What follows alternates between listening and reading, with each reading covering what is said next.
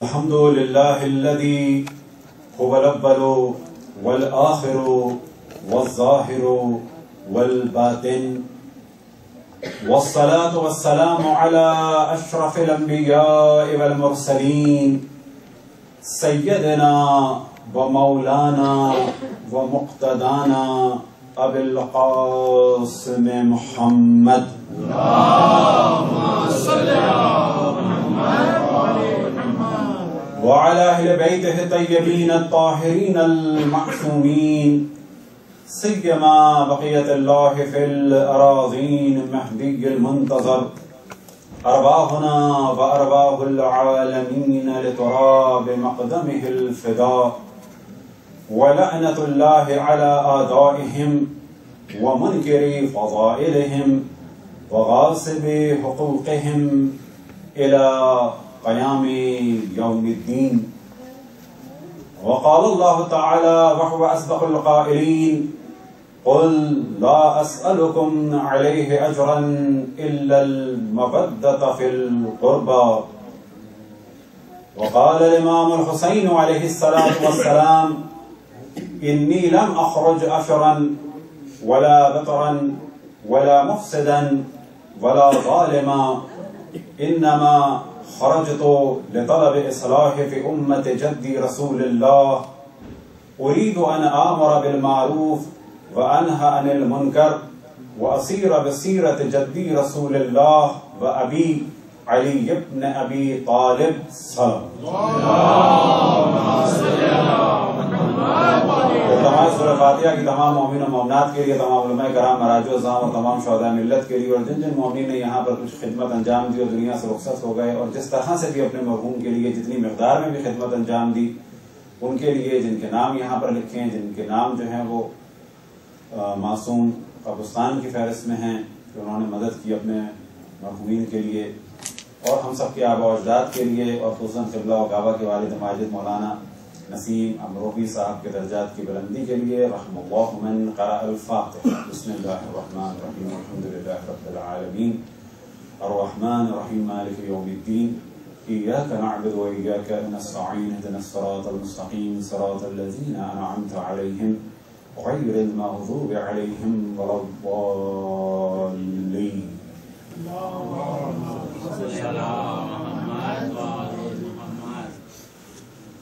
خداوند تبارک و تعالیٰ کا ارشاد ہے: اے میرے حبیب کہہ دو کہ میں تم سے اپنی رسالت کی کوئی بھی اجرت کسی بھی قسم کی طلب نہیں کرتا مگر یہ کہ میرے قربا سے مودت کرو.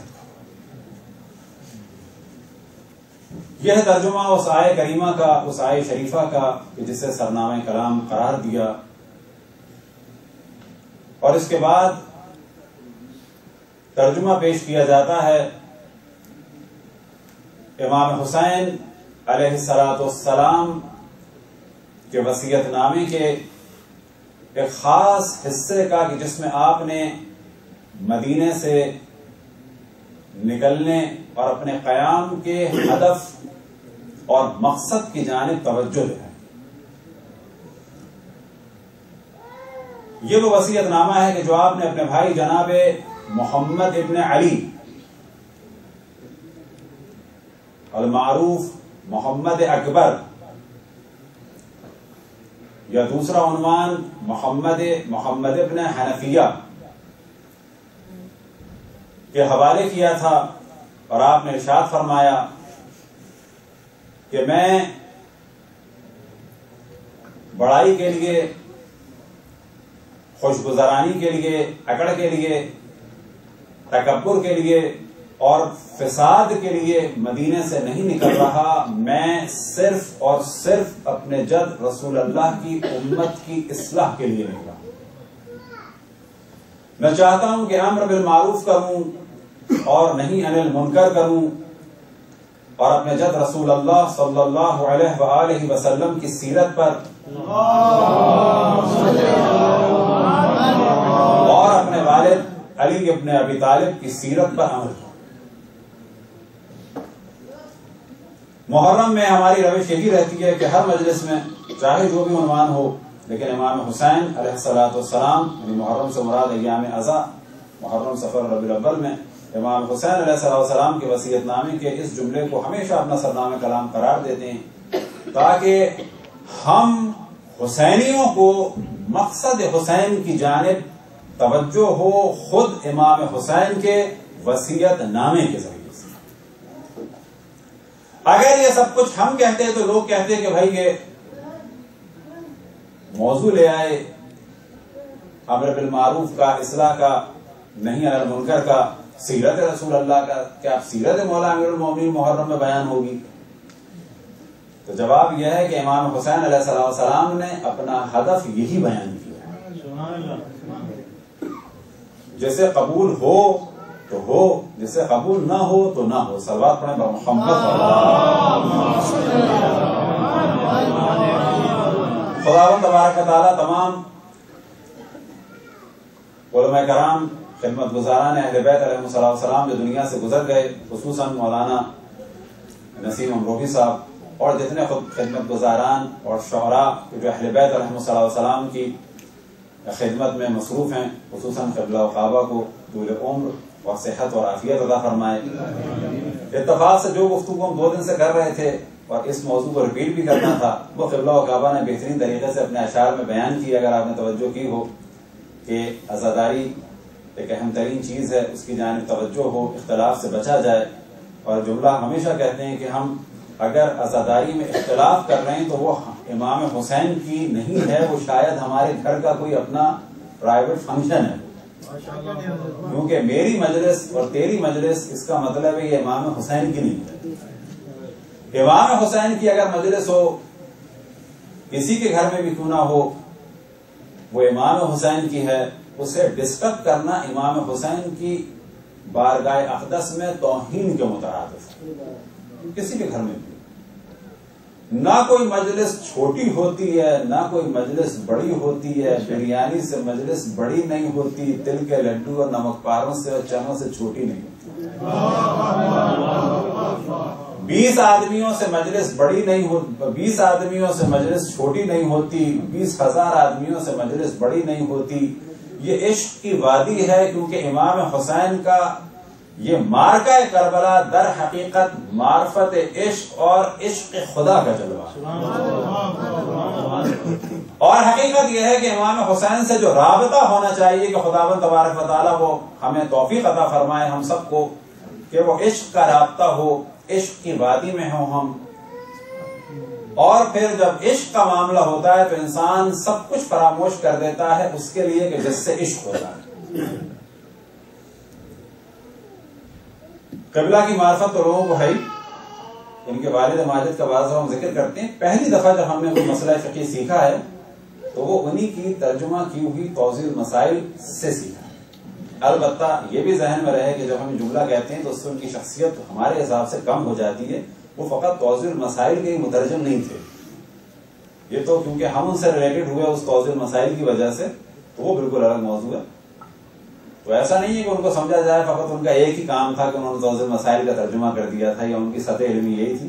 وہ ماشاءاللہ بہت ہی بزرگ ہستیوں میں سے تھے، ان افراد میں سے تھے کہ جنہوں نے تقسیم کے بعد پاکستان میں کام کیا، سخت ترین دور میں کام کیا، اور ہم تو اس بات کا اقرار کرتے ہیں کہ آج عالم دین بننا جس دور میں ہم بنے یقیناً کوئی اتنا مشکل کام نہیں ہے۔ اس زمانے میں کہ جب علم دین سے لوگ بھاگ رہے تھے، سخت ترین دور تھا، بلا شک بلا شک بلا شک، کیونکہ ان مسائل کا کچھ ہمیں ادراک ہے، ہم انتہائی قدر کرتے ہیں ان بزرگان کی جو اس سختی کے دور میں علم دین پہ باقی رہے اور آخر وقت تک خدمت کرتے رہے۔ صلوات پڑھیں بر محمد۔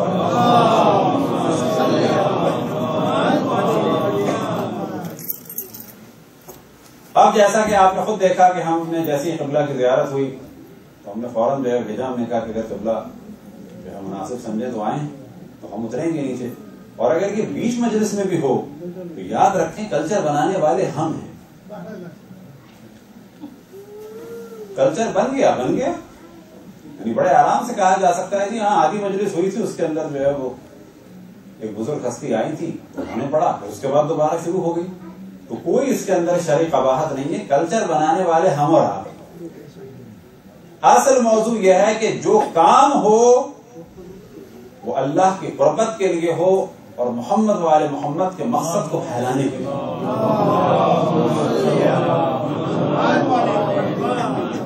انشاءاللہ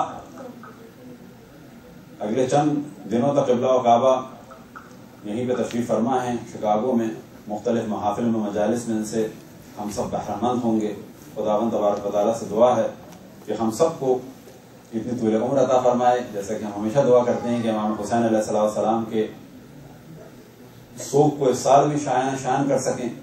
اور اس میں ایک اور جو نورانیت ہے وہ قبلہ کے وجود مقدس کے ذریعے سے ہے کہ اور زیادہ شکاگو میں برکت ہو ان کے کلام کی وجہ سے، ان کے وجود کی نورانیت کی وجہ سے. ان کے درجات، البتہ عام طور پہ درجات کی بلندی کو لوگ نیگیٹو لیتے ہیں، دنیا میں بھی درجات بلند ہوتے ہیں. تو قربت اہل بیت کے لیے، درجات کی بلندی کے لیے، طول عمر کے لیے اور قبلہ کی بر محمد والے محمد صلوات.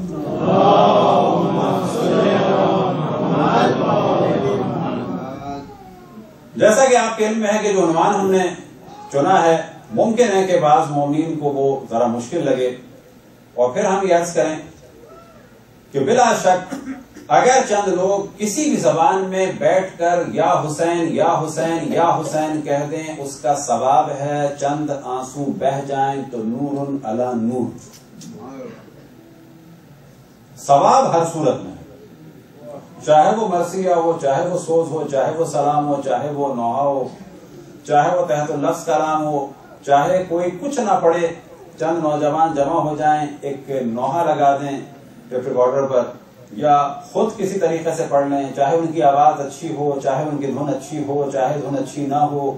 اصل چیز ہے کہ امام حسین علیہ السلام کا ذکر کثرت سے ہو اور دنیا میں پھیلایا جائے. لیکن اگر اس کے ساتھ ساتھ امام حسین کی معرفت میں اس سال مزید اضافہ ہو جائے تو نور علی نور. تو قطعاً یہ مراد نہیں ہے کہ ہر وہ مجلس جو گھر میں ہو رہی ہے اور اس میں فقط سوز و سلام ہے، نوحہ مرثیہ اور کوئی علمی فائدہ نہیں ہوا تو معاذ اللہ وہ بیکار ہے. نہ، قطعاً بیکار نہیں. لیکن سوال یہ کیا جا سکتا ہے کہ جب ممبر پر خطاب ہو ہی رہا ہے تو کیا وجہ ہے کہ پچھلے سال جو ہمیں کربلا کے بارے میں معلوم تھا اس سال اس میں اضافہ کیوں نہیں ہوا؟ تو ہم نے بالکل کہا، واضح کہہ دیا کہ اگر اضافہ نہیں ہوا تو گناہ نہیں ہوا. لیکن سوال یہ ہوتا ہے کہ جب اتنا ٹائم لگ رہا ہے، اتنا ماشاءاللہ لوگ جمع ہو رہے ہیں، تو پچھلے سال کی نسبت اب اگر مزید اضافہ ہو جائے، 30 سال میں وہ بچے کہ جو 30 سال پہلے نرسری میں تھے اب وہ پریکٹیکل لائف میں داخل ہو چکے ہیں، پچھلے 30 سال سے اگر کربلا کے بارے میں ہماری وہی معلومات رہ گئی تو ہم نے حرام نہیں کیا، لیکن یہ کہا جا سکتا ہے کہیں نہ کہیں کوتاہی ضرور ہوئی. اب ہمارے عام طور پر جو خطبہ کا پرابلم ہے، جس میں ہمارے پاس دوست احباب اور علماء بھی شامل ہیں کہ بھئی نہیں، ہم تو چاہتے ہیں کہ پبلک کے حساب سے ہو. تو سوال یہ پیدا ہوتا ہے کہ پبلک کے حساب سے تو ہو، لیکن ایک یہ سوال پیدا ہوتا ہے کہ ان کا معیار بلند کیوں نہیں ہو رہا، یہ اسی لیول پہ کیوں رکھا ہوا ہے. تو اصل موضوع کے جو روایات میں بھی ہے وہ یہ ہے کلم الناس علی قدر عقولہم، کہ انسانوں سے کلام کیا جائے ان کے فہم و عقل و شعور کے مطابق. اس میں کوئی شک نہیں ہے، مشکل گفتگو نہ ہو، مشکل الفاظ نہ ہو، مشکل بحثیں نہ ہوں. لیکن اگر صحیح طریقے سے پیغام پہنچ سکتا ہے تو کون سی چیز روک رہی ہے؟ البتہ اس میں یاد رکھیں کہ جو ہم جیسے افراد ہیں، یعنی یہاں پہ بیٹھنے والے، ان کا ایک پرابلم ہے. وہ کہتے ہیں کہ اتنا مواد ہم سے بات روکتے ہیں کہ آپ پورے عشرے کا مواد ایک مجلس میں نکال دیتے ہیں، فائدہ کیا ہوتا ہے؟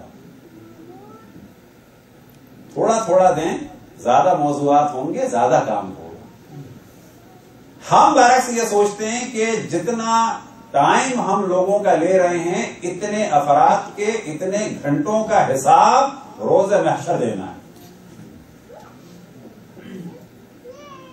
اور اہم ترین کام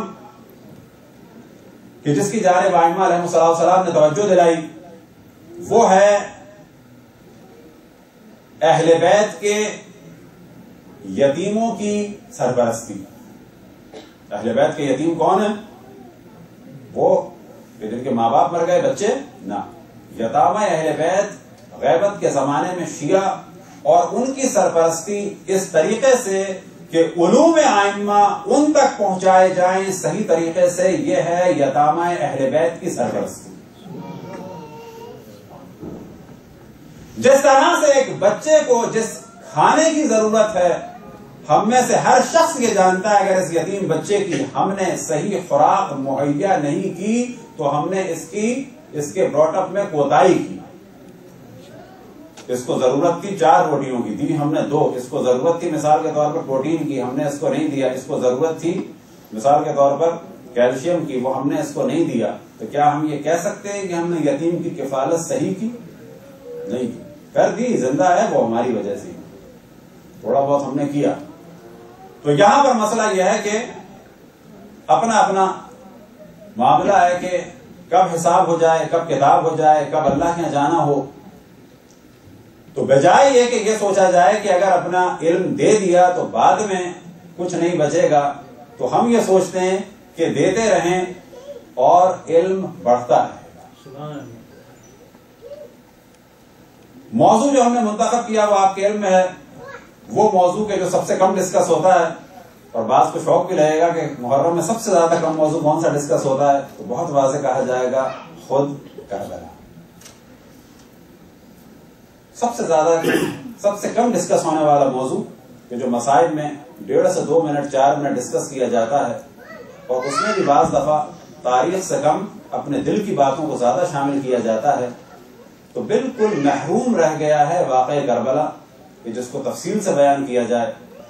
اور کئی سال سے ہمارا ارادہ تھا کہ ہر سال مدینے سے مدینے کے واقعات کو ظاہر تفصیل سے تو 12 دن میں بیان نہیں ہو سکتا، تفصیل سے اگر بیان کرنا ہے تو روز کم سے کم 2-3 گھنٹے کی مجلس ہو، تو یہ تو نہیں ہو سکتا۔ لیکن اتنا ہے کہ ایک حد تک بیان ہو جائیں، پھر اس کے بعد باقی ایام میں انہی موضوعات پہ ڈسکس کیا جائے۔ پھر لوگوں کی سطح فکری اتنی بلند ہو جاتی ہے کہ وہ لوگ خود سوال کرتے ہیں کہ وہ جو آپ نے کہا تھا وہ اور ذرا مزید بتائیں، تو خود بخود ایک مائنڈ بنتا چلا جاتا ہے۔ یہ ہمارا تجربہ ہے کہ لوگ خود فون کر کے پوچھتے ہیں کہ ذرا وہ آپ اس کے ریلیٹڈ کچھ اور بتا سکتے ہیں، آپ اس سے ریلیٹڈ ہم پڑھنا چاہ رہے ہیں، وہ کہاں ملے گا؟ تو ایک پلنٹ بن جاتی ہے، عمارت تدریجاً بنتی چلی جاتی ہے۔ اور سب سے اہم موضوع یہ کہ شہدائے کربلا اور اسیران کربلا کہ جن کے ناموں سے ہم آشنا نہیں، ایک بہت بڑی تعداد میں ہمیں بھی حفظ نہیں ہو، کسی کو بھی حفظ نہیں ہو سکتے، لیکن ایک حد تک ان کا ذکر اس حد تک ہو سکتا ہے کہ کچھ نہ کچھ پتا چلے کہ ہاں ایک ایسی ہستی تھی، ایک ایسی ہستی تھی۔ ہم کہاں پہ پہنچے میں کہ 99.9% اب مومنین کے بارے میں کہا جا سکتا ہے کہ انہیں یہ بھی نہیں پتا کہ حضرت زینب سلام اللہ علیہا کی کوئی بیٹی تھی یا نہیں تھی کربلا۔ وجہ یہ ہے کہ ان کی بیٹی سے کوئی دن منسوب نہیں ہے، کیونکہ کوئی دن 10 دنوں میں منسوب نہیں ہے تو پھر ان کا ذکر بھی نہیں، کوئی ذکر نہیں۔ یعنی 99.9% یہی نہیں بتا سکتے کہ کوئی ان کی بیٹی کا وجود بھی تھا کہ نہیں تھا، کوئی ان کا داماد بھی تھا کہ نہیں تھا، داماد کربلا میں شہید ہوئے کہ نہیں ہوئے، بیٹی کربلا میں اسیر ہوئی کہ نہیں ہوئی، بیٹی تھی بھی یا نہیں تھی۔ لیکن اللہ کا شکر ہے 2 بیٹوں کا ذکر ہو جاتا ہے، کیونکہ ان کے نام سے دن منسوب ہے۔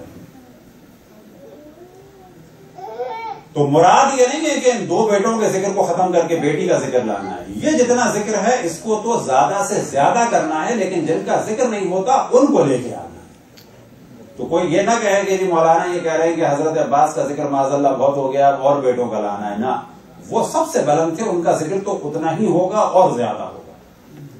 اور محمد نسل جناب جعفر میں سب سے زیادہ مقدس تھے، ان کا ذکر تو ہے اور زیادہ کرنا ہے، جناب جعفر طیار کی نسل سے، جناب عبداللہ کی نسل سے۔ جناب مسلم ابن عقیل جناب عقیل کی نسل سے سب سے مقدم تھے، ان کا ذکر سب سے زیادہ ہوتا ہے، باقی کا نہیں ہوتا، لیکن ان کا بھی لانا ہے۔ تو یہ ذہن میں رہے، کمپٹیشن نہیں ہے کہ ان کا ہوتا تھا تو ان کو اب کم کرنا ہے، دوسروں کا ذکر کو لانا ہے، یہ قطعاً ایک انحراف ہوگا۔ جن کا ہمارے یہاں ذکر ہوتا ہے وہ ہستیاں ہیں جو مقام میں سب سے بلند ہیں۔ جیسا کہ ہم نے مثال دی کہ حضرت زینب اور حضرت ام کلثوم علیہم الصلاۃ والسلام مولا امیر المومنین کی 2 صاحبزادیاں ہیں جو نسل جناب سیدہ سے ہیں، جو رسول اللہ کی نواسیاں ہیں، اور ان سے زیادہ بلند مقام اس زمانے میں کسی خاتون کا نہیں تھا۔ قتل. وجہ یہ ہے کہ رسول اللہ صلی اللہ علیہ وسلم کی نواسیاں تھیں.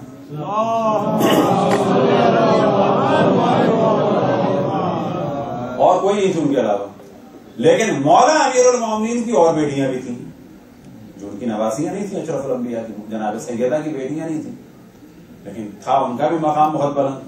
تو قدر یہ مراد نہیں ہے کہ نہیں اب ان بیٹیوں کا ذکر ہوگا تو ان دو کا نہیں ہوگا نا, ان دو کا تو ضروری ہے. وہ تو یہ دو تو اہم ترین ہستیاں تھیں اس وقت بھی اور آج بھی, لیکن جو باقی بیٹیاں ہیں ان کی بایوگرافی نہیں تو کم سے کم نام تو آئے. رقیہ بنت علی, خدیجہ بنت علی, صفیہ بنت علی, ام الکرام بنت علی, فاطمہ بنت علی, یہ نام تو آئے بلاخر. تو ہدف یہ ہے کہ مدینے تک کے حالات اور واقعات کو انشاءاللہ تدریجاً بیان کیا جائے گا. اور جیسا کہ آپ کے علم میں ہے کہ ٹائم انشاءاللہ 8 بجے کا ہے, اور اصل ہدف یہی ہے تاکہ کسی بھی اعتبار سے یہ نہ ہو کہ بچے کہیں یا خواتین کہیں کہ اگلے دن اسکول ڈسٹرب ہو رہا ہے لہٰذا ہم نہ جائیں. ایک اس قسم کا سلسلہ ہو کہ کسی کے پاس کسی قسم کا ایک پرابلم کا سلسلہ نہ ہو. آج چاند رات ہے اور محرم کا مہینہ وہ ہے کہ جو حرام مہینوں میں سے ایک اہم ترین مہینہ ہے. 4 حرام مہینے کے جس میں جنگ حرام تھی زمانے جاہلیت میں بھی اور اسلام کے بعد بھی, اور وہ تھے ذی قعدہ, ذی الحج اور محرم اور رجب.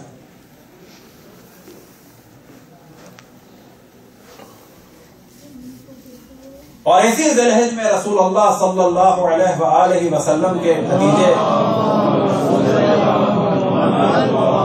یعنی چچا زاد بھائی حضرت عقیل کے فرزند کو شہید کیا گیا ذی الحج میں, کسی حرام مہینے میں, یعنی حرام مہینوں میں سے ایک میں. اور اسی مہینے میں اشرف الانبیاء کے نواسے کو شہید کیا گیا, اور اس عالم میں شہید کیا گیا. اور مظلومیت کا عالم یہ ہے کہ وہ سوال کرتے تھے کہ کیا میں نے کسی حرام کو حلال کیا ہے, کیا کسی حلال کو حرام کیا ہے, کیا میں نے کوئی ایسا جرم کیا ہے, قتل کیا ہے کہ جس کا قصاص مجھ سے لیا جا رہا ہے. ہر طرح سے حجت کو تمام کیا, کوئی جواب نہیں تھا امام حسین کے خلاف. اب یہ واقعہ کتنے دن کے بعد ہوا؟ اشرف الانبیاء حضرت محمد مصطفیٰ صلی اللہ علیہ وسلم کے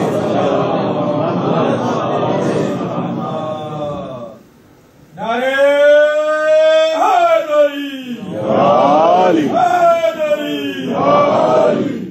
50 سال پورے نہیں ہوئے تھے. پورے 50 سال ہوں گے 61 ہجری کی 28 صفر کو. ابھی کہا جا سکتا ہے کہ 50 سال میں 1 مہینہ 18 دن باقی تھا. اشرف الانبیاء کے دنیا سے گئے ہوئے 50 سال نہیں ہوئے تو نواسے رسول کو قتل کیا, سر موقع نیزہ پہ بلند کیا. اور اس نواسے کے علاوہ دنیا میں کوئی نواسا نہیں تھا. اور ان 2 نواسیوں کے علاوہ حضرت زینب اور حضرت ام کلثوم علیہم الصلوۃ والسلام کے علاوہ کوئی نواسیاں نہیں تھیں, انہیں اسیر کیا. تو اب گفتگو یہاں سے شروع کرتے ہیں کہ یہ واقعہ اچانک ہوا, کیا یہ واقعہ اچانک ہو گیا, کیا حملہ کرنے والے عیسائی تھے, یہودی تھے, کیا اچانک زمانہ بدلا؟ تو کہا جائے گا اچانک زمانہ نہیں بدلا. 50 سال کے بعد یہ سب کچھ اچانک نہیں ہوا. یہ 50 سال کی گمراہی تھی, یہ 50 سال کا بغض تھا اہل بیت کا, یہ 50 سال کا کینہ تھا اہل بیت سے, یہ 50 سال کی منافقت تھی کہ جس کا نتیجہ اس صورت میں نکلا کہ نواسے رسول کو قتل کیا اور 9 کے نیزہ پہ سر کو بلند کیا اور 9 کے نیزہ سے رسول اللہ کی نواسیوں کی چادروں کو چھینا گیا. یہ ایک دن کا ظلم نہیں تھا, یہ 50 سال کی گمراہی کا نتیجہ تھا, یہ 50 سال کے ظلم کا نتیجہ تھا, یہ 50 سال کی منافقت کا نتیجہ تھا, یہ 50 سال کی بے دینی کا نتیجہ تھا. کون سی 50 سال کی بے دینی کہ جس کی ابتدا ہوئی تھی حسبنا کتاب اللہ سے. جب قول رسول اللہ کے خلاف قیام کیا گیا کہ آپ فرماتے ہیں وصیت کے بارے میں، تو اہل بیت کے مقابلے میں نظریہ لایا جاتا ہے حسبنا کتاب اللہ. یہاں سے یہ معاملہ شروع ہوا تو اگلا جلوہ نظر آیا تو جناب سیدہ کی شہادت کی صورت میں نظر آیا. اگلا جلوہ صلوات پڑھے پر محمد والے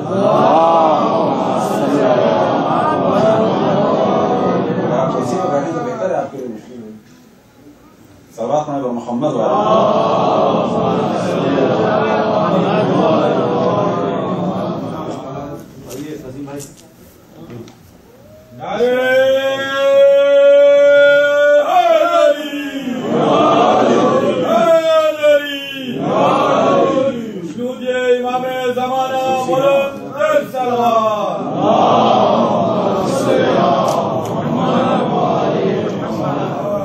تو گفتگو ہم شروع کریں گے کہ بالآخر یہ واقعہ کربلا ایک دم سے نہیں ہوا. یہ کہاں سے شروع ہوا؟ اب ہر واقعے کے اوپر تفصیل سے تو گفتگو نہیں ہو سکتی، لیکن ہمیشہ ہماری روش یہ رہی ہے، حتیٰ ماہ رمضان میں بھی جب بھی مولا امیر المومنین کی بھی اگر مجالس سے خطاب کیا ہے، اور اللہ کا شکر ہے جب بھی محرم میں چاہے عشرہ ہو چاہے خمسہ ہو، تو ہمیشہ مقدم کیا حضرت فاطمہ الزہرا صلوات اللہ وسلام علیہا کے مصائب، کیونکہ مصائب اہل بیت کا دار و مدار جناب سیدہ کے مصائب کا ہے. تو واقع کربلا کی بنیاد بھی یاد رکھیں کہاں سے پڑی ہے؟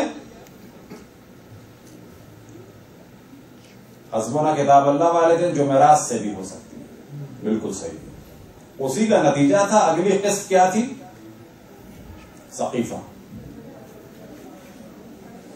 ثقیفہ کا اگلا جلوہ کیا تھا؟ کیونکہ جو کچھ ثقیفہ میں ہوا اس کی تائید کے لیے حملہ کیا تھا حضرت فاطمہ سلام اللہ علیہا کے گھر کہ جو یہاں پاس ہوا ہے اس کی تائید کرو، بیعت کرو، اس کے لیے حملہ ہوا تھا. تو یہ ساری چیزیں ریلیٹڈ ہیں، کوئی چیز بھی ایسی نہیں ہے ریلیٹڈ نہ ہو. تو 50 سال پہلے یہ سلسلہ یہاں سے شروع ہوا.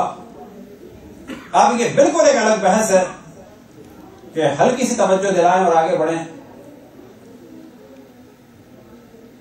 کہ عالم اسلام میں منافقوں کے وجود کا انکار نہیں کیا جا سکتا.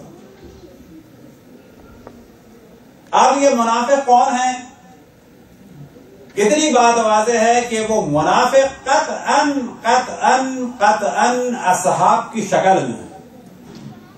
سارے اصحاب نہیں ہیں منافق، اصحاب پر ہماری جانیں قربان ہو جائیں، لیکن یاد رکھیں کہ ہر وہ فرد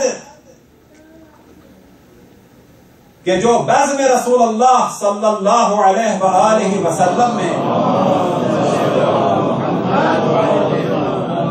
آ کر بیٹھتا ہے اور بیٹھ کے گواہی دیتا ہے کہ میں گواہی دیتا ہوں کہ آپ اللہ کے رسول ہیں، اور پھر اللہ سبحانہ و تعالیٰ کی جانب سے گواہی آتی ہے کہ اللہ گواہی یہ دیتا ہے کہ یہ جھوٹ بولتے اور منافق ہیں، تو یاد رکھیں یہ آ کے بیٹھنے والا، یہ بات کرنے والا، یہ اقرار کرنے والا صحابیت کی ڈیفینیشن پہ اترتا ہے. تو ایک بہت بڑی بحث جو ہمارے درمیان اور دیگر بعض مذاہب اسلامی کے درمیان ہے وہ صحابیت کی ڈیفینیشن ہے، کہ جو عام طور پر ڈیفینیشن بیان کی جاتی ہے ہر وہ فرد کہ جس نے اس مسلمان ہوتے ہوئے، مسلمان سے کیا مراد؟ زبان سے اسلام ظاہر کیا ہے. منافق کون ہوتے ہیں؟ کہ جو زبان سے ایمان ظاہر کریں، اسلام ظاہر کریں، اندر ان کے کفر ہو.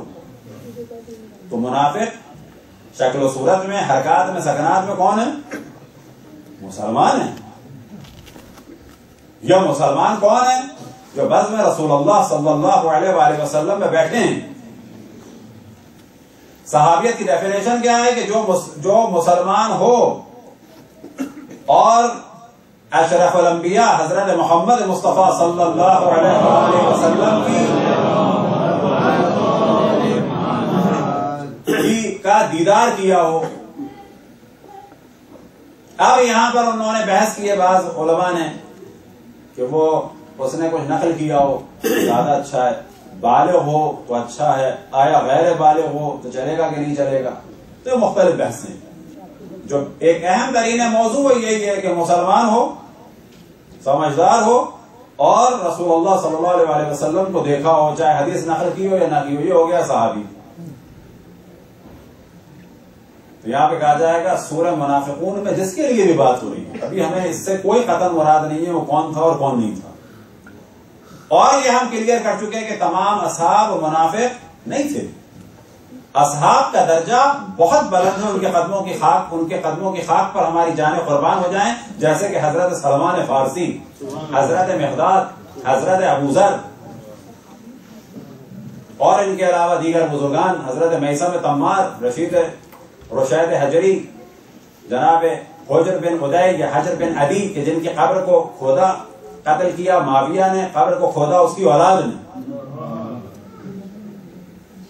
اب یہ اور بات ہے کہ جناب حجر بن ادی صحابی، عالم اسلام میں اس زمانے میں بھی دھماکہ ہوا ان کی شہادت پر، معاویہ پر اعتراض ہوا، حتیٰ خود ام المومنین عائشہ نے اعتراض کیا کہ تم نے صحابیہ رسول کو قتل کیا، عبادت گزار کو قتل کیا. نہ ان کے قتل پہ آج تک شور ہو رہا ہے اور نہ ان کی قبر کھودنے پہ شور ہوا، اور بات ہو رہی ہے کس کی؟ صحابیت کے دفاع کی. تو اہم ترین نظریہ جس کے اوپر ہم ہمیشہ فوکس کرتے ہیں کہ بعد رسول اللہ 2 کیٹیگریز تھی اسلام میں، یاد رکھیں صرف 2 کیٹیگریز تھیں، اور وہ 2 کیٹیگریز مختلف اینگل سے ان کو ڈیوائڈ کیا جا سکتا ہے، لیکن ہم جس اینگل سے اس پر ڈیوائڈ کر رہے ہیں اور ہمیشہ ڈیوائڈ کرتے ہیں وہ ہیں کون؟ پرو اہل بیت اور اینٹی اہل بیت.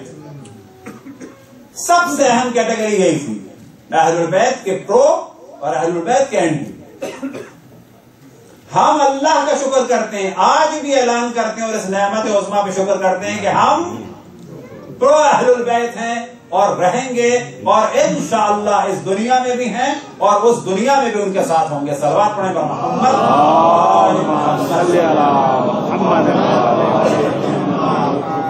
اور ہر دشمن اہل بیت کے ہم اینٹی ہیں، اور دعا کرتے ہیں کہ یا اللہ تیری اور تمام ملائکہ کی اور تمام انبیاء کی اور تمام اوصیاء کی اور تمام مومنین جن و انس کی لعنت ہو دشمنان اہل بیت. ہم ڈنکے کی چوٹ پہ یہ جملہ کہتے ہیں کہ پرو اہل البیت ہیں اور دشمن ہیں ہر دشمن اہل بیت کے. شکر کرتے ہیں کہ ہم مولا امیر المومنین کی ولایت پر ہیں، اور شکر کرتے ہیں کہ یہ ولایت دشمنی ہے، دشمنان اہل بیت کے ساتھ ہے. وہ والی ولایت نہیں ہے کہ ایک جانب دشمنوں سے محبت، ایک جانب اہل بیت سے محبت، ایک جانب دل میں قاتل کے لیے دھڑکن تو دوسری جانب مقتول کے لیے دھڑکن، ایک جانب ظالم کے لیے دھڑکن تو دوسری جانب مظلوم کے لیے دھڑکن. سبحان اللہ. ہمارا دل صرف اہل بیت کے لیے دھڑکتا ہے، صرف اہل بیت کی خوشی میں خوش ہوتا ہے، ان کے غم میں غمگین ہوتا ہے. صلوات پڑھیں گے محمد.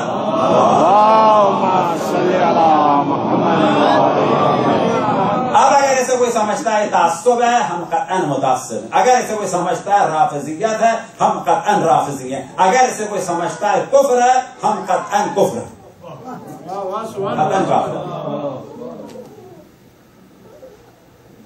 تو اصل مارکا بعد رسول اللہ یہاں سے شروع ہوا، اور اس کو آج اور کل میں اس کو فوکس کر کے پھر ایک دم سے مدینے اور پھر آگے سلسلہ بڑھائیں گے انشاءاللہ بحول اللہ وقوتہ اور محمد وآل محمد صلی اللہ علیہ وسلم. اللہم صلی علی محمد.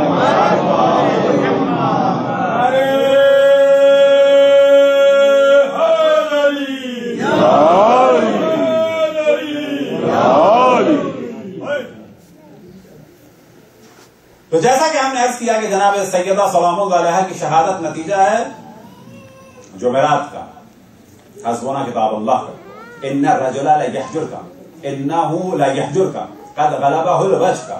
یہ کہنے والے نے کہا کہ یہ شخص بہکی ہوئی باتیں کر رہا ہے. ایک کہنے والے نے کہا جب اسے قول کو سافٹ کیا گیا کہ یہ بہکی ہوئی باتیں کر رہا ہے، پھر قول کو اور مزید سافٹ کیا گیا کہ ان پر بیماری کا غلبہ ہے. وہاں سے یہ سلسلہ کھل کے شروع ہوا، وہاں سے یہ سلسلہ کھل کے شروع ہوا. اس کے بعد ثقیفہ، اگلا مرحلہ جناب سیدہ سلام اللہ علیہ کے گھر کا محاصرہ، اور پھر شہادت، اور یہاں سے اسٹیپ بائی اسٹیپ جرت بڑھتی چلی گئی. یاد رکھیے جرت بڑھتی ہے اسٹیپ بائی اسٹیپ. چور بنتا ہے انسان اسٹیپ بائی اسٹیپ, فراڈی بنتا ہے انسان اسٹیپ بائی اسٹیپ, ظالم بنتا ہے انسان اسٹیپ بائی اسٹیپ. باقی سارے کام اسٹیپ بائی اسٹیپ ہوئے. مثال کے طور پر اگلا مرحلہ آیا جنگ جمل. جنگ جمل تھا پرانی چیزوں کا اگلا اسٹیپ. جنگ جمل کے بعد معاویہ کو احساس ہوا کہ ہاں خلیفہ سے جنگ ہو سکتی ہے. نتیجہ نکلا کیا؟ جنگ صفین. کام خراب سے خراب ہوتا چلا گیا. تو یہاں سے یہ سلسلہ خراب ہوا. اب اس سلسلے تک جو نوبت آتی ہے وہ کہاں سے آتی ہے اور ہم کیوں جمع ہوئے ہیں اس کو ریلیٹ کریں, کیونکہ ہمارے دو اہم موضوع رہیں گے انشاءاللہ اگر زندگی رہی. واقعہ کربلا, صرف واقعہ کربلا, اور کربلا سے ریلیٹڈ ہستیاں, اور آزاداری کی اہمیت. یہ دو واقعات, یہ دو موضوعات. آزاداری کی اہمیت کے لیے اگر سمجھنا ہے تو جناب غزالی کا مشہور قول ہے جو احیاء العلوم میں ہے, یحرم علی الواعظ وغیرہ حکایت مقتل الحسین. واعظ پر, واعظ کرنے والے پر, وغیرہ اور جتنے بھی لوگ ہیں ان پر حرام ہے حسین کے مقتل کا بیان کرنا. کیوں بیان کرنا حرام ہے؟ اس کے بعد کہتے ہیں والمشاورۃ بین الاصحاب, یہ جو اصحاب میں مسائل ہوئے ان کو بھی بیان کرنا حرام ہے. نتیجہ کیا ہوتا ہے دونوں چیزوں کا؟ ان کا نتیجہ یہ ہوتا ہے کہ لوگ جری ہو جاتے ہیں اصحاب کے بارے میں بات کرنے میں اور ان کی توہین ہوتی ہے. تو سوال یہ پیدا ہوتا ہے آپ نے کیوں سوچ لیا کہ حسین کے مصائب بیان کرنے سے نوبت اصحاب تک پہنچتی ہے؟ وجہ یہ ہے کہ آپ کو معلوم ہے کہ حسین کے قتل میں, حسین کی شہادت میں, زینب کی اسیری میں, ام کلثوم کی اسیری میں بالآخر ایک لنک ہے جو پیچھے جا رہا ہے. یہ جو انہوں نے جملہ بیان کیا یحرم علی الواعظ, اور اس کے بعد سبب یہ بیان کیا کہ لوگ جری ہو جاتے ہیں اصحاب کے بارے میں, ان کا ربط کیا ہے؟ یہ کیوں آپ نے ایسا سوچا؟ وجہ یہ ہے کہ آپ کو معلوم تھا کہ ربط ہے, لنک ہے, اور ہم نے اسی لنک سے گفتگو کو شروع کیا ہے. جس چیز کا انہیں ڈر تھا وہی کام ہم نے کر دیا. صلوات پڑھیں پر محمد والے. اور ہمیشہ غزالی صاحب کے اس بیان پر ایک ہم جملہ کہتے ہیں, ایک مشہور جو شعر ہے اس کو بیان کرتے ہیں. واقعی ڈیلیکیٹ شعر ہے, البتہ ہمارا ذوق شعری اتنا اچھا نہیں ہے, اتنا کیا اچھا ہی نہیں ہے, سنتے ہیں فقط. مگس کو باغ میں جانے نہ دینا. مگس کیا چیز ہے؟ شہد کی مکھی کو کہتے ہیں مگس. شاعر کہتا ہے مگس کو باغ میں نہیں جانے دینا. کیا کرے گی مگس باغ میں جا کے؟ اگلا مصرع کیا ہے؟ ناحق خون ہوگا پرواہ نہیں ہوگا. اب یہ ہے بہت ظاہر ہے یہاں پر اردو اتنی کلیئر نہیں, لوگ مگس کہتے ہیں شہد کی مکھی, ہنی بی. شاعر کہتا ہے اس کو باغ میں نہیں جانے دینا. اگر یہ باغ میں گئی تو پروانہ مرے گا.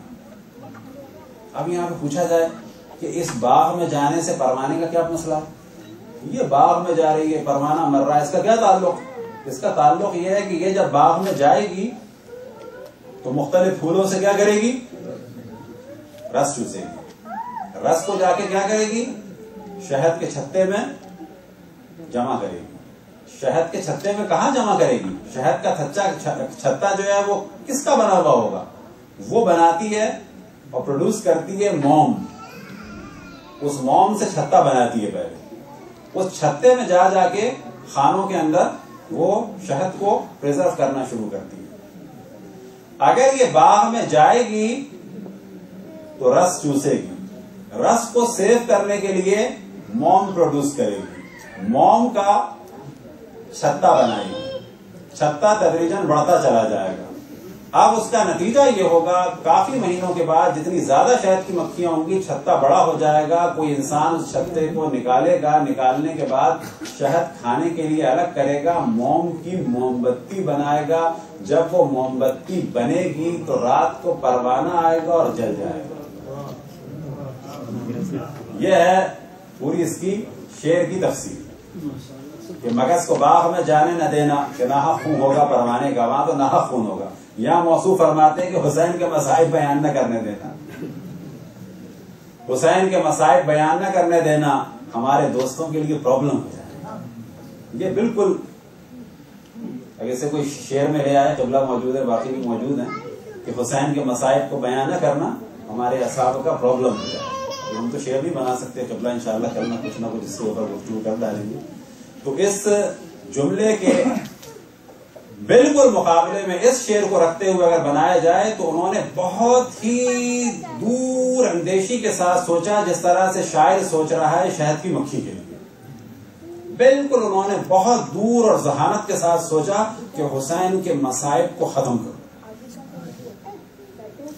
اور بالکل اس کے اپوزٹ ہمارے علماء نے انتہائی ایڑی چوٹی کا زور لگا دیا, کچھ ہو جائے حسین کے مصائب بیان کرو.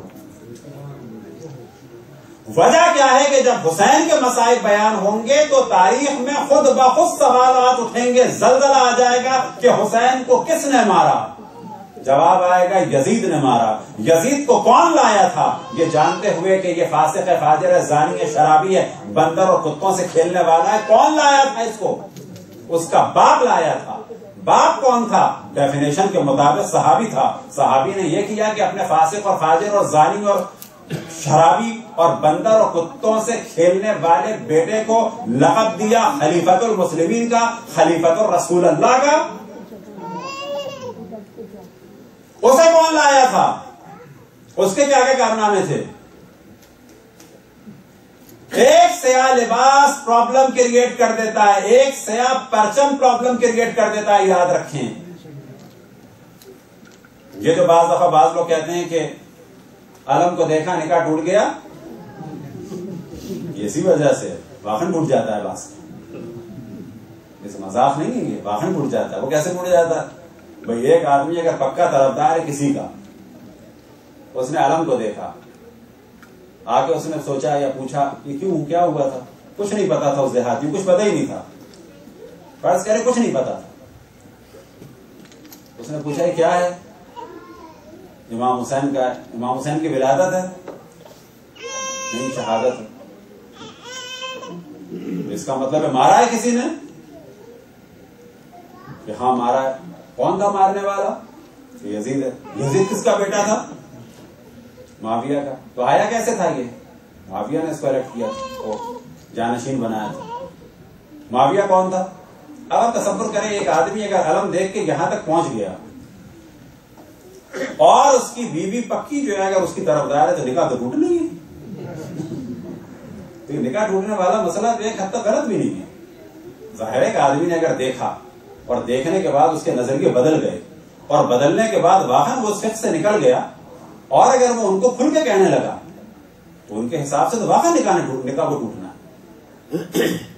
اب یہ اور بات ہے کہ انہوں نے اس کو بڑا ڈسٹرب کرنا چاہا عزاداری کو, اور ہر سال کرتے ہیں, اور یہی سے پتا چلتا ہے کہ اس کی کوئی اہمیت ہے, اس کی کوئی اہمیت ہے. اگر یہ بیکار چیز ہے تو تمہیں خوش ہونا چاہیے تمہارے دشمن بیکار کاموں میں لگے. قانون یہ ہے کہ اگر یہ بیکار چیز ہے, ہم اگر اپنے دشمنوں کو دیکھیں کہ بیکار کاموں میں لگے تو کیا کہیں گے؟ چلو اچھا ہے بیکار کاموں میں لگے.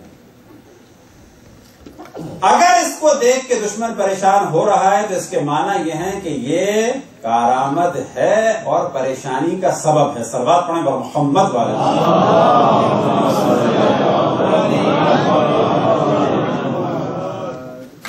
تو یہاں سے یہ سلسلہ شروع ہوا, حالات خراب ہوتے چلے گئے, حالات خراب ہوتے چلے گئے. اب بعد رسول اللہ صلی اللہ علیہ وآلہ وسلم یہ دو گروپ بنے. اب یہ دو گروپ بعض دفعہ کہا جاتا ہے شیعہ اور سنی. شیعہ کی ڈیفینیشن بیان کی جاتی ہے وہ جو حضرت علی ابن ابی طالب علیہ السلام کو پہلا خلیفہ مانتے ہیں اور ان کا انکار کرتے ہیں.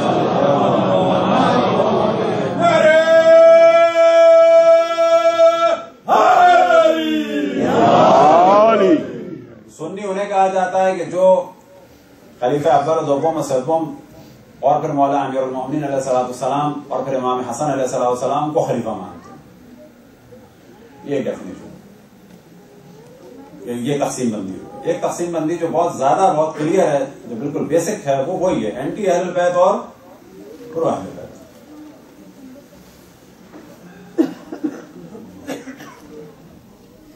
تو بعد رسول اللہ یہ جلوہ نظر آتا ہے کہ حتیٰ اصحاب پر بھی ظلم ہوا. انشاءاللہ اسی دوران ہم بعض اصحاب کا بھی ذکر کریں گے جو ہمارے یہاں کوتاہی ہوئی ہے کہ ہم نے اصحاب کے مصائب کو نہیں بیان کیا کیونکہ بعض محرم سے ریلیٹڈ نہیں تھے. مثال کے طور پہ حضرت ابو ذر غفاری رضوان اللہ تعالی علیہ، صلوات پڑھیں ان کے درجات کی بلندی.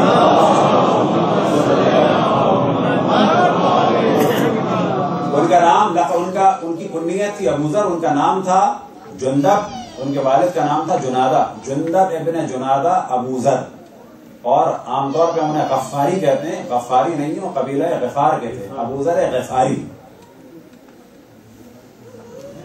ان کے مصائب کو آگے جانا چاہیے، بڑھنا چاہیے، قدم بڑھنا چاہیے. البتہ پاکستان میں ٹی وی میں ہمیں یاد ہے، خود ہم نے دیکھا، سنا نہیں کسی سے. اللہ ان کو توفیق دے اور اچھے کام کی اور طول عمر دے. عیدی صاحب نے ایک دفعہ بڑے کھل کے کہا اور بڑا تعجب بھی ہوا کہ انہیں کیسے پتا چلا، اور کھل کے بات کی کہ میں ابو ذر غفاری کو بہت مانتا ہوں، ان کو بھی خلیفہ نے نکال دیا.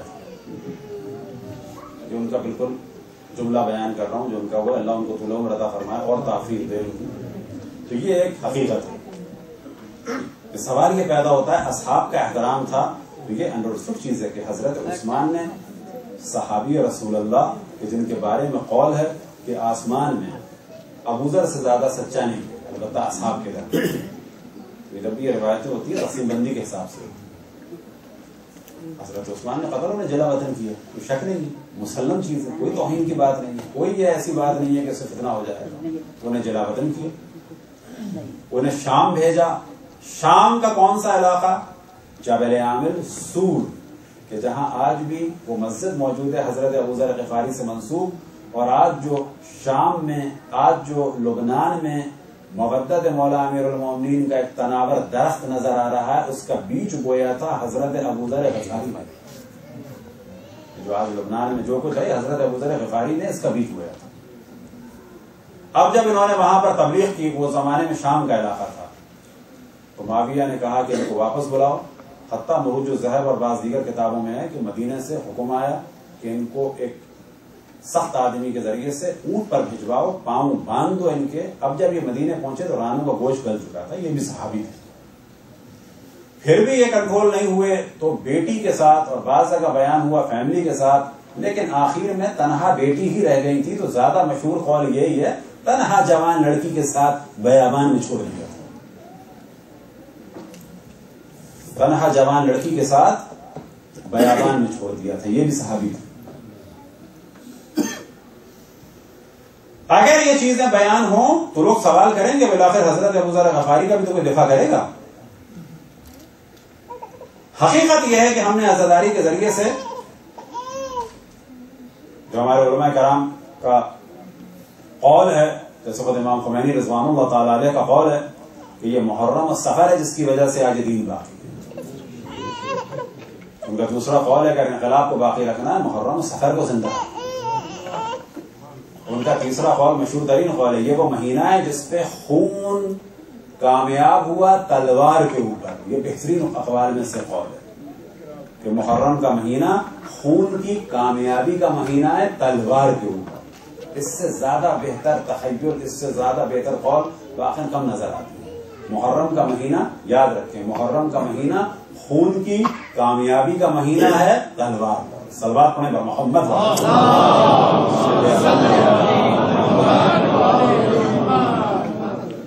تو ہمارے علماء نے اس کو کو پروموٹ کیا. کیوں کیا؟ اب یہ کلیئر ہو جائے تاکہ حق و باطل میں تمیز ہو. ائمہ علیہم السلام کا ہمیشہ ہدف یہ رہا ہے. اس کا ثواب ہے یہ الگ موضوع ہے. اس کا ثواب اسی وجہ سے کہ اس کی وجہ سے حق اور باطل میں تمیز ہو رہی ہے. اگر یہ غم امام حسین نہ ہوتا تو یاد رکھیں ہماری نسل کو بھی شک ہو گیا ہوتا کہ یزید صحیح تھا یا غلط تھا. آج بعض علماء سے بھی ہم نے سوال کیا جب انہوں نے کہا عزاداری کے بارے میں آپ کیوں کرتے ہیں. بہت ہم نے ڈیلیگیٹ سے سوال کیا. میں نے کہا آپ یہ بتائیں کہ یہ جتنی باتیں یزید کے بارے میں آپ کو پتا چلی ہیں امام حسین کے بارے میں کہاں سے پتا چلی؟ کیا آپ کی مجلس میں ایسی وجہ سے کرتے ہیں؟ اگر نہ کرتے تو ہمیں تو شاید پتا ہو جاتی, دوسروں کو پتا نہیں چلتی.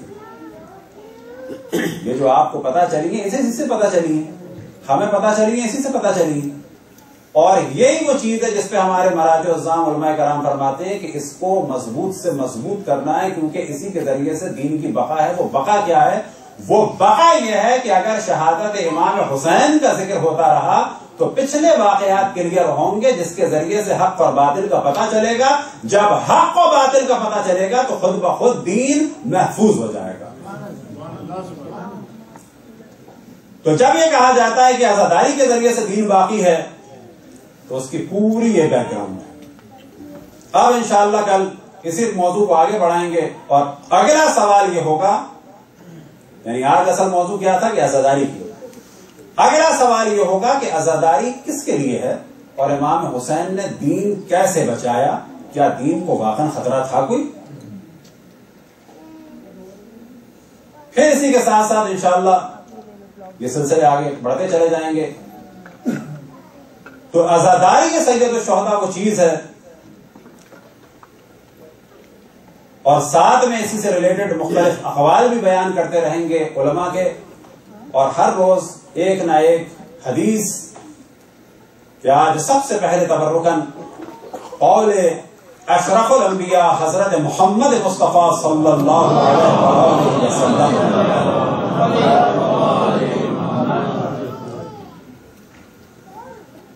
کہ اگر ذکر کیا جائے کہ سب سے پہلا خطیب کون ہے, مصائب امام حسین علیہ السلام کو بیان کرنے والا, تو بات بہت آگے نکل جائے گی کہ بالآخر جب حضرت جبرائیل پیغام لائے تو انہیں کہیں سے یہ علم ہوا. حضرت جبرائیل کو کہیں سے علم ہوا امام حسین کے بارے میں. وہ علم کس کی جانب سے ہوا؟ کہا جائے گا وہ علم حضرت جبرائیل سے منتقل ہوا. کس کے امر سے؟ اللہ سبحانہ و تعالی کے ذریعے سے. بس کہا جا سکتا ہے کہ عالم میں پہلی دفعہ ذکر مصائب امام حسین علیہ السلام اگر منتقل ہوئے, کیونکہ اللہ سبحانہ و تعالیٰ کی جو زبان نہیں ہے, وہ جو منتقل ہوئے ہیں وہ اللہ سبحانہ و تعالیٰ کے ذریعے سے حضرت جبرائیل تک. اور اگر مخلوقات میں سوال کیا جائے کہ سب سے پہلے کس نے امام حسین کے مصائب بیان کیے, تو کہا جائے گا سب سے پہلے حضرت جبرائیل مخلوقات میں. اور اگر سوال کیا جائے کہ سب سے پہلے مصائب کس نے سنے مخلوقات میں, تو کہا جائے گا کہ سب سے پہلے حضرت جبرائیل نے. اور انسانوں میں سب سے پہلے اشرف الانبیاء حضرت محمد مصطفیٰ صلی اللہ علیہ وسلم. بس اللہ سبحانہ و تعالیٰ کے ذریعے سے وحی ہوئی, الہام ہوا حضرت جبرائیل کو. حضرت جبرائیل وحی لے کر آئے کب؟ امام حسین کی ولادت کے بعد. اس پر رسول اللہ صلی اللہ علیہ وآلہ وسلم کے پاس آئے اور مصائب امام حسین بیان کیے. کس صورت میں؟ کہ امام حسین کے بارے میں بتایا کہ تمہارے اس فرزند کے ساتھ کیا ہوگا. تو کہا جائے گا کہ انسانوں میں سب سے پہلے جنہوں نے گریہ کیا وہ کہ پہلے انبیاء کر چکے تھے, وہ ایک الگ طریقے سے تھے, لیکن امام حسین علیہ السلام کی ولادت کے بعد رسول اللہ صلی اللہ علیہ وآلہ وسلم نے. پھر جب آپ کو گریہ کرتے ہوئے دیکھا تو بعض روایتوں میں نقل ہوا کہ جس وقت امام حسین علیہ السلام کی ولادت ہوئی اس سے پہلے حضرت ام فضل حضرت عباس ابن عبد المطلب کی زوجہ انہوں نے خواب دیکھا تھا اور پریشان ہو کے اشرف الانبیاء کی بارگاہ اقدس میں آئیں اور فرمایا کہ میں نے بہت برا خواب دیکھا ہے. میں نے خواب یہ دیکھا ہے کہ آپ کے جسم کا ایک حصہ کٹ کر میری آغوش میں گر گیا ہے, میں بڑی پریشان ہوں. تو آپ نے فرمایا کہ خیر ہے, فاطمہ کی ولادت ہونے والی ہے اور وہ بچہ تمہاری آغوش میں آئے گا, یہ اس کی تعبیر ہے. جناب حضرت عباس ابن عبد المطلب کی زوجہ جناب ام الفضل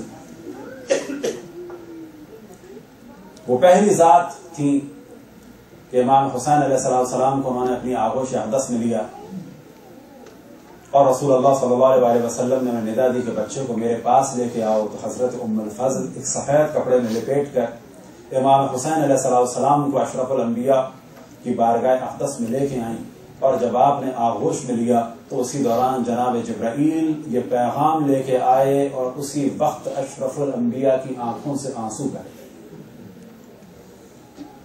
جناب ام فضل نے سوال کیا کہ مولا یہ کیسا گریا ہے, تو آپ نے خبر دی جناب ام الفضل کو. اسی دوران بعض روایتوں میں جناب عباس بن عبد المطلب کو, اسی طرح سے بعض روایتوں میں کہ مولا امیر المومنین بھی تھے اور امام حسین کی مظلومیت کا بتایا کہ میری امت میرے اس فرزند کو قتل کر دی. اور ایک روایت میں یہ ہے کہ آپ نے کس دل سے یہ جملہ کہا ہوگا, ام الفضل سے کہا کہ فاطمہ کو خبر نہ ہونے دینا, وہ ابھی ولادت کے مراحل سے گزری ہے. تو اس روایت سے پتہ چلتا ہے کہ فوراً حضرت فاطمہ سلام اللہ علیہا کو نہیں بتایا گیا, لیکن ایک وقت آیا کہ بابا کا گریہ دیکھ کر, اب یہ کچھ دنوں کے بعد ہی کی بات ہوگی, جناب سیدہ کو بھی علم ہو گیا. جناب سیدہ کا علم ہونا تھا کہ آنکھوں سے آنسو جاری ہو گئے اور پوچھا کہ بابا یہ واقعہ کب ہوگا, پوچھا کہ بابا یہ واقعہ کب ہوگا. تو آپ نے فرمایا کہ نہ میں ہوں گا, نہ علی ہوگا, نہ تم ہوگی.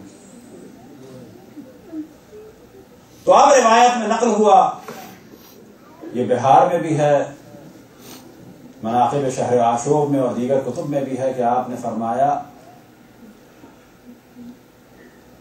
کہ جناب سیدہ نے سوال کیا کہ بس حسین پر کون گریہ کرے گا, تو آپ نے فرمایا کہ اللہ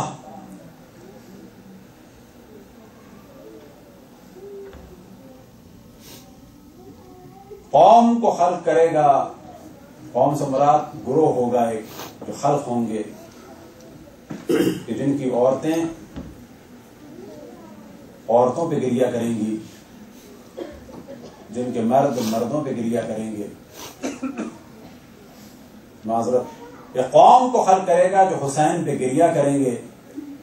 اور اس کے بعد آپ نے فرمایا کہ ان عورتوں کی شفاعت تم کرو گی, ان مردوں کی شفاعت میں کروں گا. تو آپ کا یہ وعدہ تھا امام حسین کی ولادت کے بعد, اللہ گروہ در گروہ لوگوں کو خلق کرے گا کہ جو حسین پر گریہ کرے, اور وہ گروہ ہم ہیں کہ جو حسین پر گریہ کر رہے ہیں. اور بشارت دی آپ نے کہ تم عورتوں کی شفاعت کرو گی اور میں ان مردوں کی شفاعت کروں گا. ہاں مومنوں, یہ اسی دعا کا شاید نتیجہ ہے, بلکہ حتماً وہی نتیجہ ہے کہ آج ساری دنیا میں یا حسین کے لیے اور حسین پہ گریہ کرنے کے لیے ساری دنیا میں صف ماتم بچ چکی ہے. عراق میں یا حسین کی صدائیں ہیں, ایران میں یا حسین کی صدائیں ہیں, پاکستان میں یا حسین کی صدائیں ہیں, افغانستان میں یا حسین کی صدائیں ہیں, آذربائیجان میں, ترکی میں, رشیا میں, انڈیا میں, پاکستان میں, یمن میں, حجاز میں, نائجیریا میں, دنیا کے تمام, یورپ میں, امریکہ میں, ہر جگہ لوگ اپنے کاموں کو چھوڑ کر, جو فاطمہ کی پریشانی تھی کہ جب میں نہیں ہوں گی, نہ آپ ہوں گے, نہ علی ہوں گے, تو گریہ کون کرے گا. تو جناب سیدہ کی یہاں سے پریشانی کا آغاز ہوا اور اسی کے بعد سے سمجھ لیں کہ ہم سب کی خلقت کا اور ہم سب کے انتخاب کا مرحلہ شروع ہو گیا کہ ہمیں اللہ نے اس مقدس کام کے لیے منتخب کر دیا. یہ محرم کا چاند نظر آنا ہے کہ ساری دنیا میں گریا شروع ہو جاتا ہے. یہ وہی محرم کا چاند ہے کہ جو ایک پیغام لے کے آتا ہے. کسی محرم کے چاند سے جناب زینب کا دل بھی دھڑکتا تھا.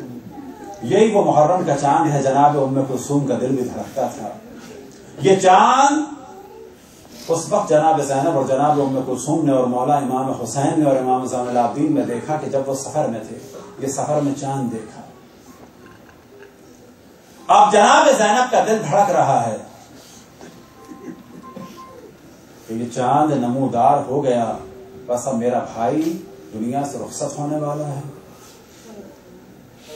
تو ایک چاند کو جناب زینب نے اس عالم میں دیکھا، لیکن پھر 1 سال بعد بھی ایک محرم کا چاند آیا اور وہ اس عالم میں دیکھا کہ چاند تو نظر آیا لیکن حسین نظر نہ آیا. اس سال جو چاند نظر آیا سفر میں تو چاند بھی دیکھا، پھر حسین کی بھی زیارت ہوئی، چاند بھی دیکھا، عباس کی بھی زیارت ہوئی، چاند بھی دیکھا، علی اکبر کی بھی زیارت ہوئی، چاند بھی دیکھا، قاسم کی زیارت بھی ہوئی، چاند بھی دیکھا، اور محمد کا دیدار بھی ہوا، چاند بھی دیکھا، اور 6 مہینے کا ننھا سا چاند بھی دیکھا.